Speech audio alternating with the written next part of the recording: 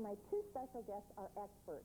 Rosemary Culver here, who's a flower arranging expert, and for many years she's done flower arrangements. She does dried Williamsburg arrangements, herbal wreaths, and even herbal weddings.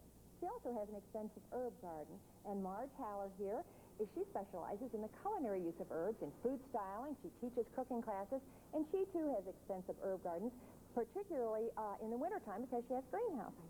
So these two gals are very talented, and I'm just going to let them get their heads together and give you some wonderful tips about edible centerpieces. Thank you, Claire. After years of telling our children not to play with their food, Marge and I do it all the time now. Today we're going to show you how to carve some flowers out of vegetables and to put them into an arrangement that can be used as an edible centerpiece. As a container, I've used a head of cabbage, but you can use anything that you like, such as a head of lettuce, a pumpkin, or perhaps a red cabbage. Marge is now going to show you how to carve a daikon. Didn't Marge tell me that Marge does the carving and you do the arranging? That's correct. Isn't that the system? Right. Yes. Sounds unbeatable. Now, what do you have there, Marge? I have a section of a daikon, which is a Japanese radish, much larger than our white radish and much milder in flavor. I see. Now, let's get that down here. All right. So I can see. Now, we have cut off a 2-inch section. We've shaped it into a pentagon. We've taken a groove out of each side and tried to shape the top into a cone. Now we're ready to carve our flower. Now, didn't you say daikons are big, long vegetables, and you've just taken long ones? Yes, and I've just taken a section. So we simply take a knife, put it in at an angle, go around for a complete circle, and you have there's a little flower. Isn't that lovely? Right. You can just keep going. Then you can do it, go around twice and you have a double petal flower. Wonderful. Yes. It doesn't change color on it. Doesn't change color, and that's one of the beauties of using a daikon. The daikon. That's right. Super. Same with a turnip. Oh. To do a turnip rose, we make layers of petals all the way around. At the store. That's right, and peel it, of course. Shape it into a round shape and cut off a flat bottom, and then simply make wedges. Now, you've already made a few petals there. I've gone halfway up to the top because it's a little bit tricky there. Yes.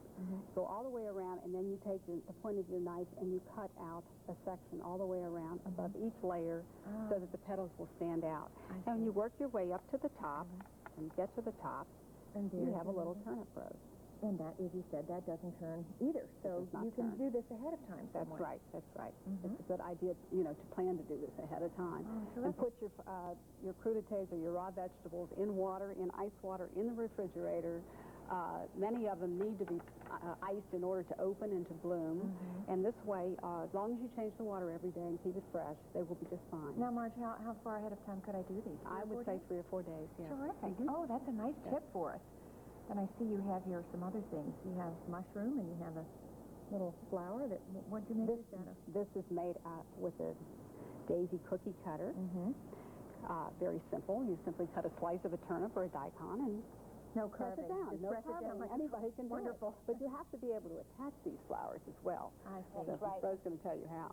It's very simple to make a stem for your flower. You simply take a skewer and insert it into the stem of either a green onion or a chive flower.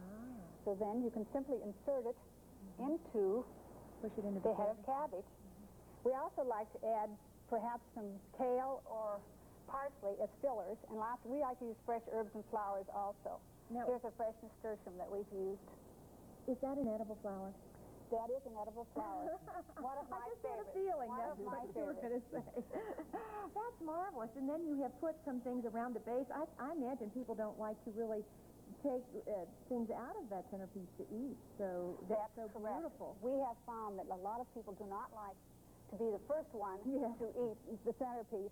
So we do like to incorporate a few things out of bed of parsley. And I see you have some snow peas over there, and the green onion, are those green onions that you made in the little frilly things around the bottom there? Yes, that's right. And you've just split those down and done that? Yes. That's marvelous. And then we have the mushrooms here. Yes. How did you do that, Well, to flute the mushroom, you don't need any of these fancy tools. You just need a very, very sharp knife, which is what you need. To know. And you simply angle the knife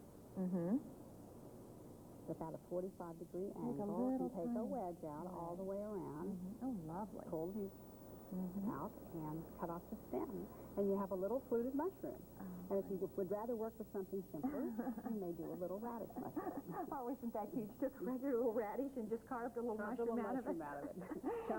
And these regular mushrooms you can have raw, I'm sure. Yes. Can you cook them fluted like this also? Will they hold their shape? You saute them in a little hot oil and then use them as a garnish for a steak platter or chops. They're really beautiful. I would think that this takes a great deal of time to assemble, doesn't it? Yes, it does. It takes a great deal of time to assemble, but if you do your carving in advance, you're way ahead. And you can give them as gifts, or you can use them when you're entertaining. Marvelous hostess gift. Yes. Oh, they are just perfectly lovely. What I wanted to tell our viewers, too, our two special guests here today had a great deal to do with this herb cookbook. It's called Herbs from Cultivation to Cooking. And it is a veritable treasure of information about herbs, with herb recipes, and also has in it a whole section on food garnishing. I know you would enjoy this book, and it is available across the country in bookstores. So look for it, and remember that you saw it here on our show with Marge Howler and Rosemary Culver. Thank you so much for coming today.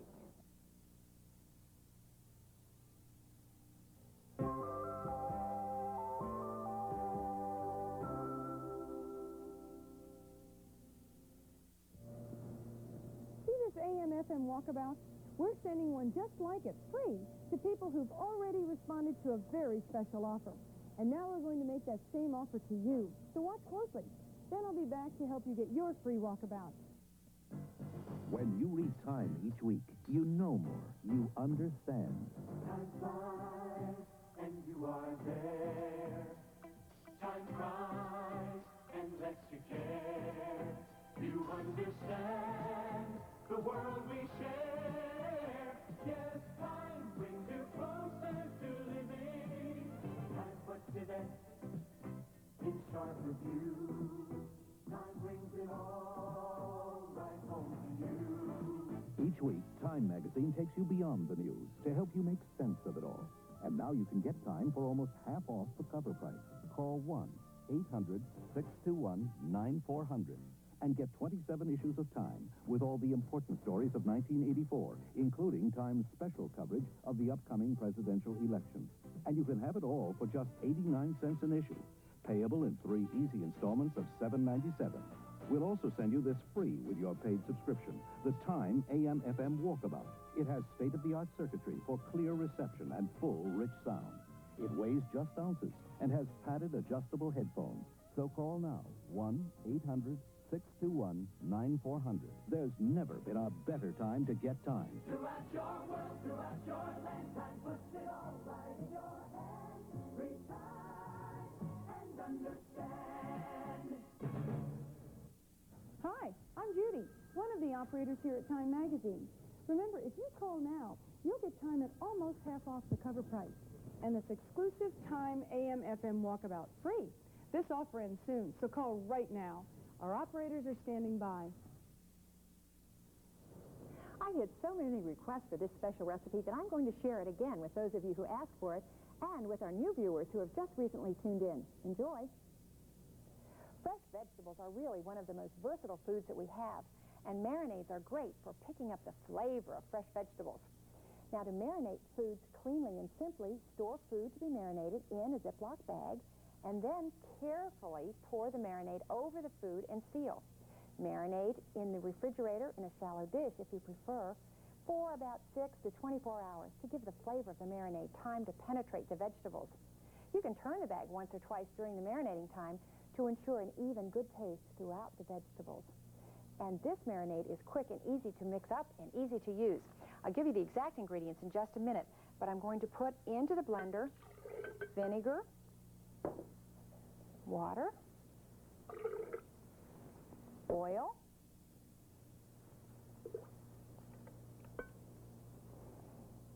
and a seasoned Italian dry dressing, salad dressing. Put that all in there. It doesn't want to come out so fast. There you go. Okay. I'm going to blend this together for about 30 seconds or until it's blended well. Like that. I'll let that rest for a minute. Put the rest of these vegetables into this large storage bag. Now, I've got them in smaller storage bags. I'm going to just dump them all in here. Easy way to do it. Untouched by human hands. There we go. Okay, carrots. Broccoli was already in there, cauliflower, and some nice onion rings. Nice fresh onions. Then, just take this marinade, pour it into the bag, over the vegetables. That smells so good. I wish you could all smell this. Okay. Then we're going to seal the top of the bag to pull it across like that. Mix the vegetables and the marinade together like that. Put it in your refrigerator. Isn't this nice? This unique seal keeps that all self-contained, and it's not messy at all. Now, here are the exact ingredients for the marinade.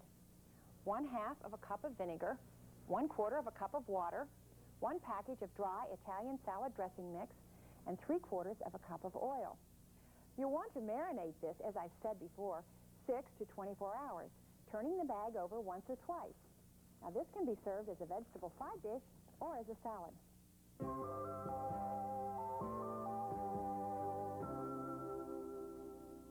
When warm weather comes, we all need recipes for picnics and cookouts. And one of my family's favorites is a fruit pizza pie. It's so easy to do, and it can be prepared a little ahead of time, too. Now, you start by slicing 1 roll of refrigerated sugar cookie dough according to the directions for making cookies, except you pat the dough together to cover a 15-inch pizza pan. Then you put it in the oven and bake it according to the directions on the package for making cookies, and then you cool the dough. And I've gotten to this point right here. I've already done that. Then I'm going to make a cream cheese filling to spread over that. And I'll give you the exact ingredients in just a minute. I put the cream cheese in here. You can do this by hand if you like, but it's so easy to do in a food processor. That was sugar that went in, and this is vanilla. Then I'm just going to whip it up together here for a minute.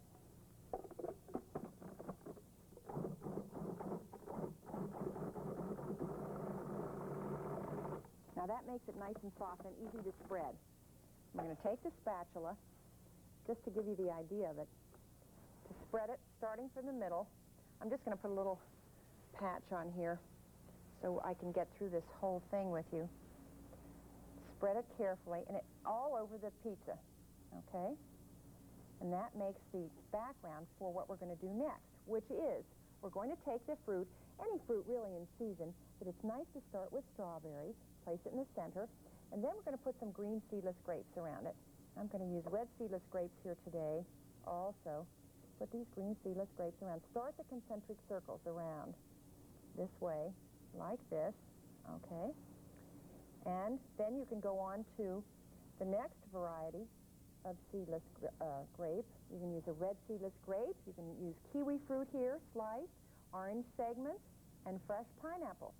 Then when you get it all arranged, you can take a melted orange marmalade for the glaze and either spoon it over or just kind of dust it on, paint it on like this. This is really kind of a neat paintbrush that you buy at the store, used for glazing. Now here are the ingredients for the fruit pizza pie. 1 roll of refrigerated sugar cookie dough, 1 8-ounce package of cream cheese, 1/2 cup of powdered sugar, 1/2 teaspoon of vanilla, and then assorted fruit like strawberries, sliced bananas, orange segments, pineapple, red and green seedless grapes, and orange marmalade for glaze. And that's all you have to do to make a delicious and colorful dessert for your next picnic or cookout. And it's so easy. Fun to make and fun to eat, too. Well, our time's up for today, but I'll see you at the same time next week. Thanks for being with us for today's Fresh Ideas with Claire Thornton.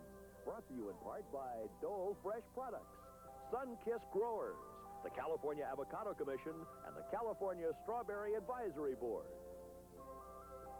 If you'd like to receive copies of today's recipes, send 2 20-cent stamps along with your name, address, and the date of today's show to Fresh Ideas, Box 193712, Cincinnati, Ohio 45219. That's Fresh Ideas, Box 193712, Cincinnati, Ohio 45219.